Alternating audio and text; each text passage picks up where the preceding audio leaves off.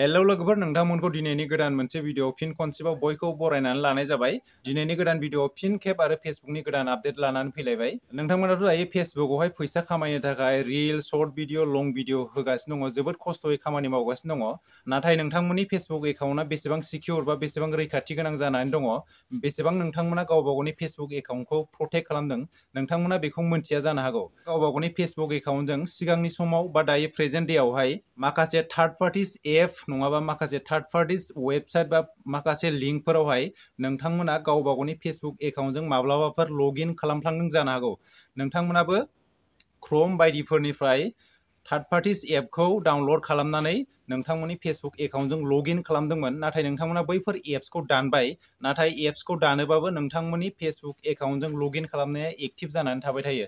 थ' नोंथांमोना बैफोरनिफ्राय बोरैहाय नोंथांमोननि फेसबुक एकाउन्टखौ रैखा खालामनो हागोन बा बोरै प्रटेक्ट खालामनो हागोन, नोंथांमोना गावबा गावनि फेसबुक एकाउन्टजों बैफोर थार्ड पार्टिस एपआवहाय लग इन खालामफ्लांदोंमोनब्लाबो बैफोरखौ नोंथांमोना बोरैहाय लग आउट खालामफिननो हागोन बा थार्ड पार्टिस एपफोराव नोंथांमोना गावबा गावनि फेसबुक एकाउन्टजों लग इन खालामदोंब्ला बैफोरनि जाउनाव गोबांनि फेसबुक एकाउन्टआ हेक जायो दै।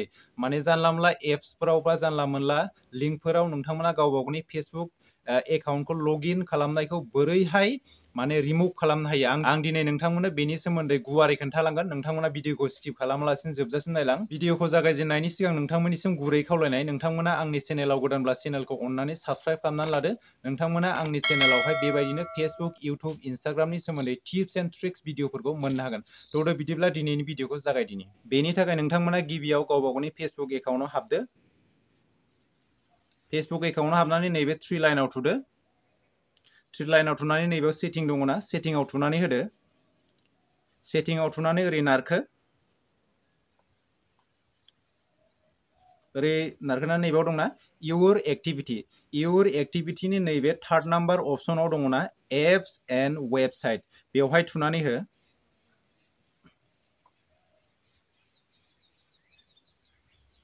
बेवहाय दायो नोंथांमोना नुबायना, बेवहाय नाय गोबां माने एप्स बा बबेबा मोनसे वेबसाइटनि लिंकफोरावहाय थुनानै आंनि फेसबुक एकाउन्टजोंहाय लग इन खालामनाय दङ। बेवहाय नै जायफोरखौ आं माखासेखौ इउसखौनो खालामला, बेवहाय नाय नै आंनियाव बिराद गोबां दङ आरोना। नै नाय बैफोर माखासे एप्स बा वेबसाइटफोरखौ आं दिनै इउसखौनो खालामला, होमबाबो आंनिया दायो मा जानानै दङ, फेसबुक एकाउन्टजों लग इन जानानै दंजोबो बेवहाय गासैबो। बेवहाय नाय गोबां दङ नै बिराद सिगांनिफ्रायनो। दा साननैसो सिगाङाव लग इन खालामनायल' नङा दे, नैबेयावहाय नै नायलाय 2020, 2021, 2019 8 बोसोर 9 बोसोर सिगाङाव नोंथांमोना फेसबुक एकाउन्ट खुलिजेननायनिफ्राय बबे बबे एप्सआवहाय नोंथांमोननि फेसबुक एकाउन्टजों लग इन खालामदोंमोन, बैफोर गासिबो बे एप्सआवहाय नोंथांमोना गावबा गाव एप्सखौ माने आनइनस्टल खालामदोंबाबो बैफोरावहाय माने लग इन खालामनाया, फेसबुक एकाउन्टजों लग इन खालामनाया गासिबो थाजोबो दे।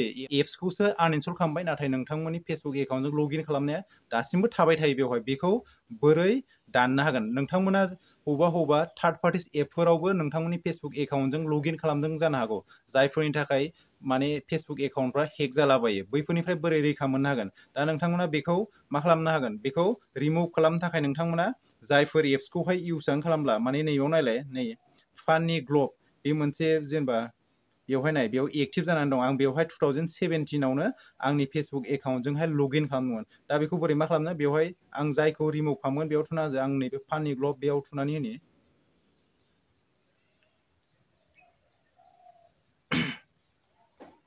बेवहाय नाय नै आंनि फेसबुक एकाउन्टजों लग इन खालामदों। बेसेबां सनाव लग इन खालामदोंमोन, 2017नि 13 नभेम्बरावनो लग इन खालामदोंमोन। नाथाय आं बेफोरखौ इउसआनो खालामला, आं बेखौ गोसोआवनो गैलामोन माने बेयाव लग इन खालामदों होननानै। दायो बैफोरनि थाखायनो फेसबुक एकाउन्टआ हेक जालाबायो, बेखौ गोसोआव ला। बिनि थाखाय मा खालामनांगोन, आङो बेखौ दिनै रिमुभ खालामसै।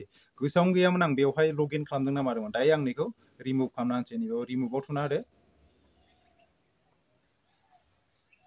दसे टाइम लागोन। नायदो ना बेवहाय आंनाव दंमोन ना फानि ग्लब होनाय, दा बे गैला बेवहाय। नैबेयाव नाय बिनम आउट, बेयाव नाय 2025नि जुलाइनि 15आव आङो बेखौहाय लग इन खालामदोंमोन।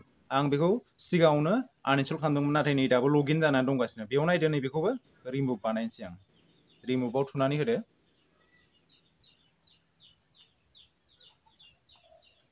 आरो मोनसे लास्ट मोनसे खालामना खोन्थाबावनि आं। नैखौ नाय लाभ फान मास्टि बेवहायबो आं बेसेबां सनावहाय लगइन खालामदोंमोन 2017 नि 20 आगस्टआवनो लगइन खालामदोंमोन। आं बेफोरखौ जेबो गोसोआवनो गैलामोन 2017 आव मा फैदोंमोन मायावहाय आं लगइन खालामदोंमोन बेखौ नायदो।